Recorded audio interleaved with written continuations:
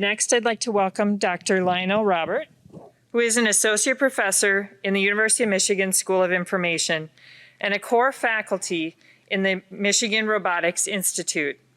His research focuses broadly on collective action through technology and human collaboration with autonomous systems. He is an AIS Distinguished Member Cum Laude, IEEE Senior Member, and a former BAT Fellow and KPMG Scholar. And with that, I'd like to welcome Dr. Roberts to the stage. All right. Thank you. Happy to be here. Okay, so I'll give you a little bit history about my background. I have an appointment in the School of Information. And basically, School of Information, a large part of what we do is we study human interaction with technology. Right? So in that venue, on that genre, we really go a long way to recognize the importance of humans and social structures in the use of technology. And then I also have an appointment in the Robotics Institute in the College of Engineering. And it's safe to say that the College of Engineering is beginning to recognize the importance of humans in social structures, right? But very much a very dominant technology view. And I sit between those two worlds. My background, at least my education, was in organizational use of technology. You think work processes, how organizations leverage technologies to be successful. Now, that has taught me one very important thing. I think we all like to believe that we live in a world awash in problems. And we as technologists or designers, you would say, we design technologies as solutions to those problems. But I don't think that's the case. It's probably much more realistic to say we are a world awash in technology solutions looking for problems, right?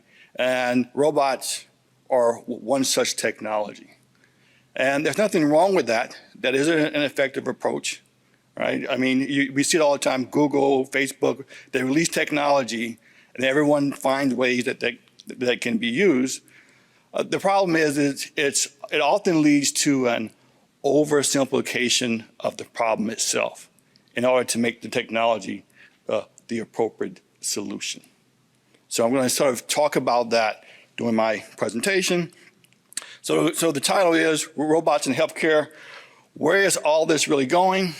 Got to be honest with you, I was scheduled to give this talk today at 10:35. I was asked to provide my slides yesterday at 9 o'clock, which was kind of problematic because I expected to finish my slides at 10:34 today while I was sitting at that table. So I had to rush things up a little bit. One of the things I would have changed is I would have said robots in healthcare, and I would have said, here is where we should be going. So I would have changed that. Other than that, I would have kept it the same. So outline, we talk about the motivation, views of robotic healthcare, which I think you're going to find that you've heard already here. I would almost say these are narratives. Rethinking healthcare work. These 4 steps that I think are, I'm going to offer that I think are derived from just general knowledge of use of technology in organizations and some of my additional concerns. So let's start off here. While we're here, there's a healthcare shortage. I'm sure you heard that before. And this was an issue before COVID. Before COVID, we had this increasing demand of healthcare. We had what we call grain of our societies across the globe, not just America. And then we had people retiring who were healthcare workers from the field. After COVID, this problem was only exacerbated on both counts, right? More increased need for healthcare, and there were more people who were retiring at a faster rate because of the issues associated with COVID, right? So the idea is that basically going forward, we got a lot more demand for healthcare than we can handle with our current labor force. So there's almost no way of getting around the use of technologies, whether it be AI or AI robotics. So at the University of Michigan, we sort of consider robots as AI with a physical body. Let's look at it that way, right? There's really no way getting around this. It's a matter of how we, use it, not if we use it.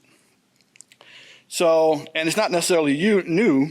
If you look at it, basically, and I'm going to define robotic healthcare as basically the use of robots in some form or fashion to provide healthcare. And even before COVID, the use of robotic technology to provide healthcare was projected to increase at 21.5%. So you look here, it was estimated that we spend $2.2 billion on robotics in healthcare, and the estimation was that it would grow 21.5%. At 2026, it would be close to $10.7 billion. After COVID, if I look at the newest numbers updated, they estimated in 2025 that number should be 12.7. So the increase is actually beginning to increase, right? So this is something that we're using now. This is not something that we're going to say that we're going to be using in the future, something that's actually being used right now.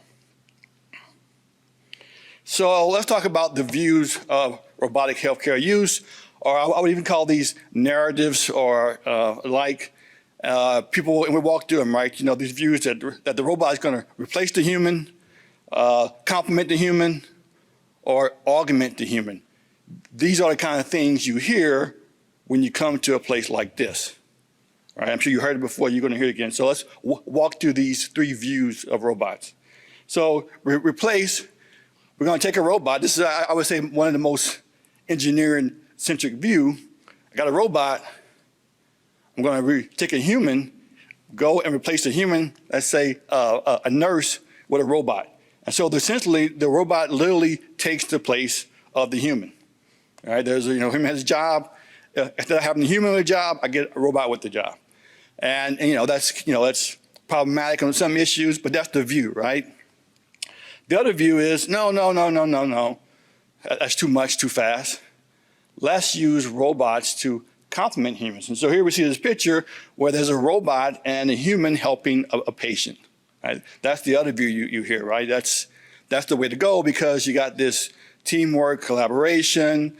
It's a little bit more safe. Then the other view is no. That's still problematic. Still get sued. Too many issues there. God, we know about the handoff problems in autonomous vehicles, right?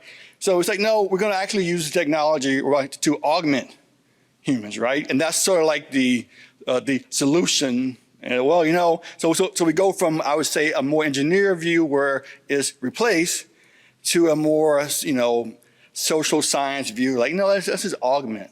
Let's make the humans better, right? And this is what you're going to hear. You read about it in newspapers, magazines. You're going to hear it here. But these are sort of the actual views of how robots can be used in healthcare. It's actually the views of how robots can be used anywhere, right? So let's go here. So here's the problem with this view.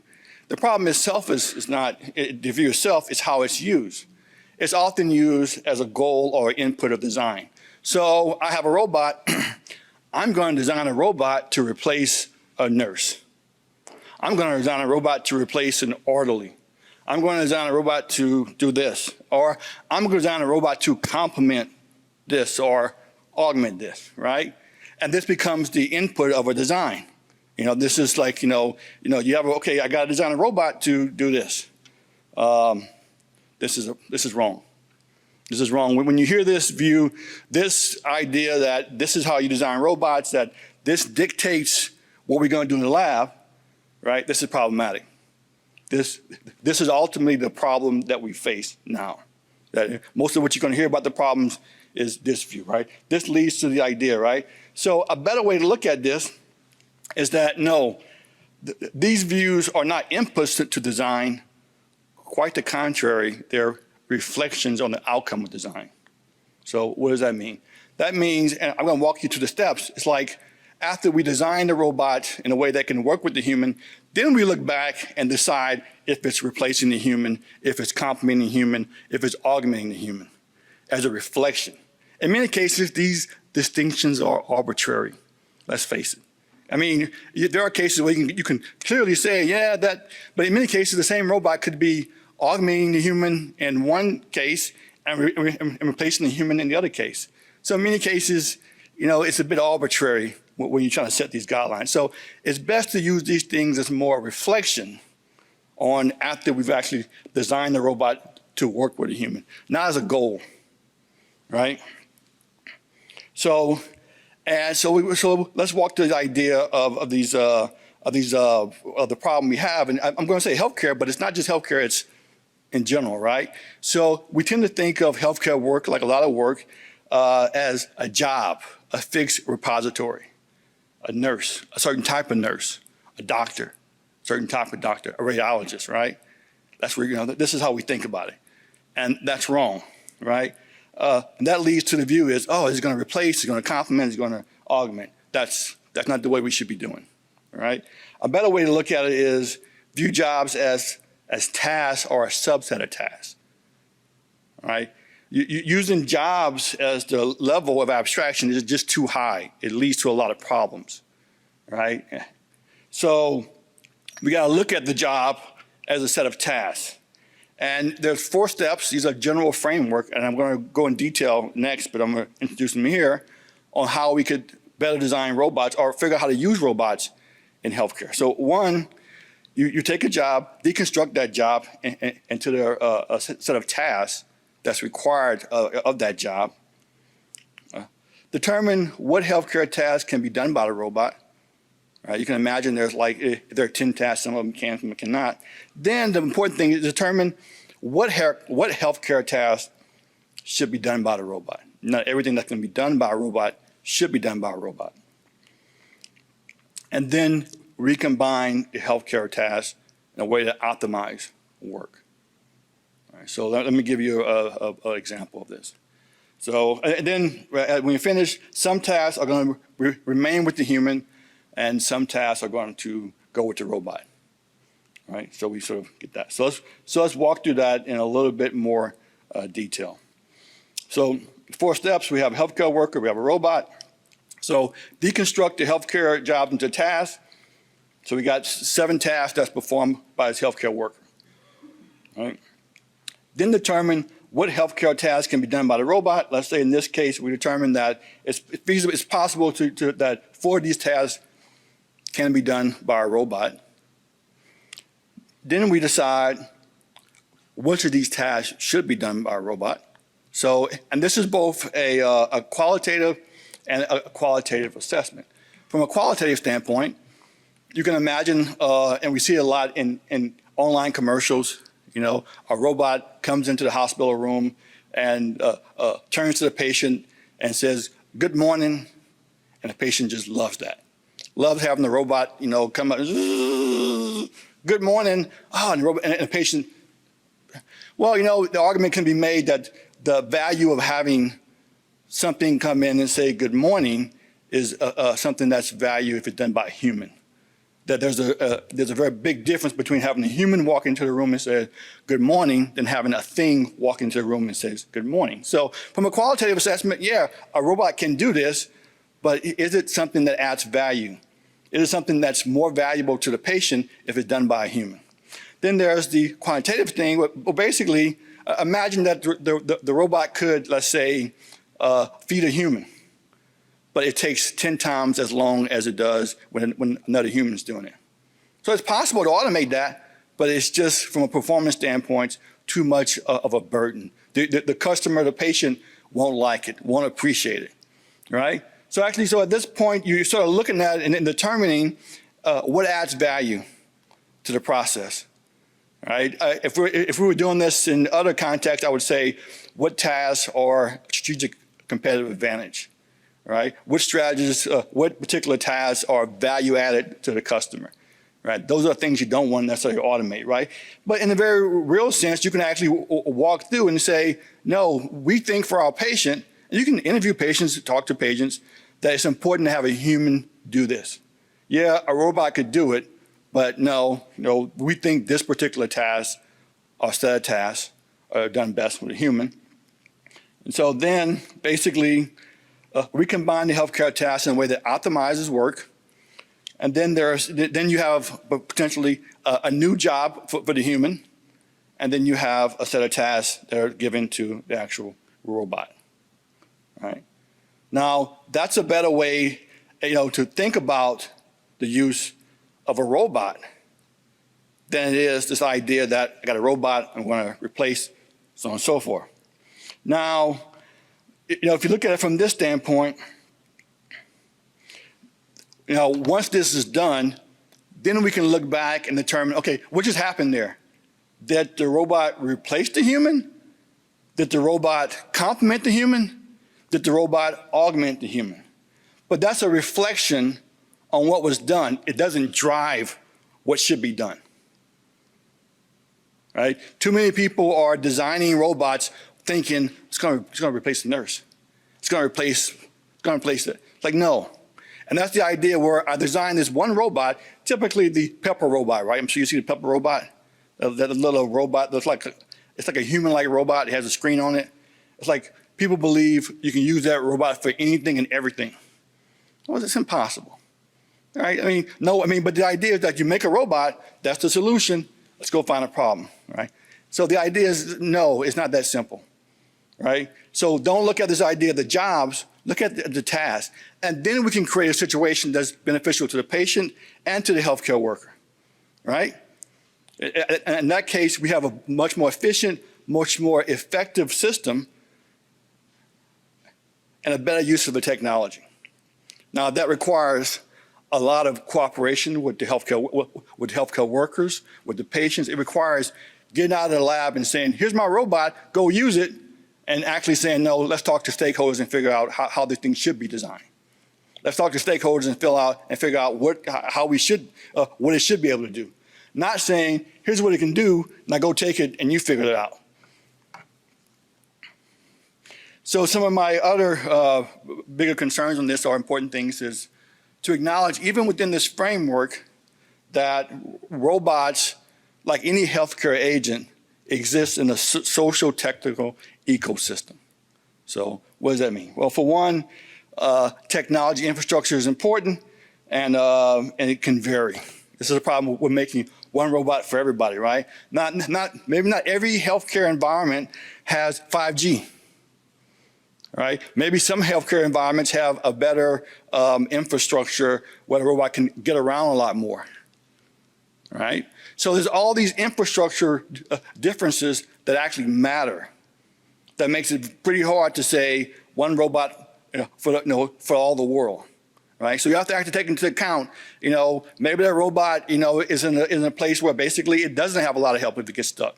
Maybe it does. All that really matters. The technology infrastructure matters. The social infrastructure matters, and we know that can vary, right? So, for example, according to some of the research that is done, healthcare workers' attitudes toward robots can vary greatly. Individually, some of them have been more open to using robots. Some of them hate it.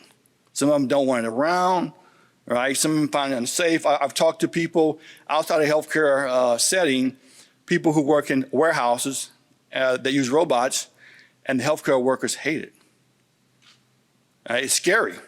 Robots going around the floor, zooming everywhere. Like, they don't want that. Like, who wants to go to work for that, right? And there's a bigger issue that people don't think about is work is more than just a place you go to make money. People may get a job to make money, but as we know, people stay when they come back to see their friends. How far would that get you when you start replacing their friends with robots? So that matters. The social embedded ecosystem really matters. If you want these robots to be successful in a given context, you have to take that into account. Things like the type of healthcare work matter, right? So maybe if I had, let's say, a broken leg, and 2 days ago or a day ago, and I was in the hospital, and I'm getting discharged at noon. And at 8 o'clock, a robot comes into my room and says, good morning, how you doing? Maybe I'm okay with that. Let's suppose I was in a car accident with my family, I was knocked unconscious, and I wake up and there's a robot saying, well, good day, how you doing? I'm not okay with that. All right, so that actually matters, right? You can imagine situations where a robot could be very useful, but maybe you don't want robots at ICUs, right? Maybe, so you can imagine that this becomes increasingly important into how do you use a robot that is something that you can't just wash in a general use, right? Also, the big issue is that patients' reaction to robots can actually vary a lot. According to research I've done, some individuals hate the robots. Some of them like it. It's a sort of unknown secret.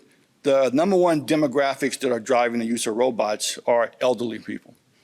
Because for a number of reasons. One, the actual market, the actual push for the use of robots, whether it be autonomous vehicles, for example, are often being driven by economics associated with assistant technology. Much of the robots that you see now are under the guise of assistant technologies, and we have a case where we have two things. We have probably the largest elderly population we've ever had in the world, probably the largest elderly population that we're going to see for the foreseeable future, and we also have something else. We have the richest elderly group we're going to see for the foreseeable future. So is this group of individuals, so much of the technologies that's being driven is being driven toward that particular demographics, not their kids, despite popular belief, right? And some people have very negative reaction toward these things. Patient condition, once again, we talked about that, depending upon the condition of the patient. Use of a robot could be seen as appropriate. It can be seen as inappropriate. These are things that will require you to sit down and actually talk about. So kind of coming back to this whole idea of solutions looking for a problem. When I first started studying autonomous vehicles, I noticed, and this was early on a few years ago, I noticed that all our work we were doing, so we were studying the use of algorithms to predict the motion of the pedestrian as it walked across the vehicle. And I said, all these models are assuming that a human is an able-bodied human, average height, average weight. I said, well, that's problematic because, there's not a lot of people, there are people in wheelchairs, there are people. And when I first proposed this was before MC started doing this, people would say, and I actually gave a talk on that when I was at NYU. I said, hey, this is the problem. We're designing these algorithms based upon the ability to predict the motion of average human crossing the street, not a child, not a wheelchair, not a person who's visually impaired. And one of the engineers at NYU says, no, you don't understand. It's important to fix the general problem first, and we'll get to the special cases later. Like, no, that's not how the world works. The world is the special cases, right? That's how the world works. And this is very much the sense of the use of robots in healthcare. The idea is we have to dig into this. It's a much more complex problem. It's not a one-size solution fits all. It's not even a 4-5 size solution fits all, right? It may be very much, at least in the beginning, a very much more customized approach. One that heavily involves the use of stakeholders, not after you make the robot, but while you're making the robot, right? And I'll sort of close a little bit on this. One time I was talking to an engineer. We were talking about problems. Oftentimes, I'm not all the time, but a lot of times I'm one of the few social scientists in the room with engineers. And this was, a senior engineer. And he says, Lionel, the difference between engineers and social science researchers is that, we engineers, we study real problems, and you folks, you study made-up problems. And he was trying to be nice. I thought, well, okay. Because I think what we try to do is we try to anticipate problems before they occur, right? We actually try to sit down. The idea is if you talk to regulators in autonomous vehicles, once the technology is out on the street, it's hard to regulate. Once it's out, once you let it out, right? And I think that's the use of technology is that once you put it out in the hospital, it's kind of hard to say, that's not how you would do it. Right? You want to start now. And so maybe some of those problems are made up. Maybe some of those problems get avoided. Maybe they don't ever become problems because we think like this rather than take the technology and put it out there. So I'm going to close with this. I definitely appreciate my opportunity to come here and talk. And this idea of finishing up my slides a day before I present, it might be a good thing. It might be a good thing. So thank you.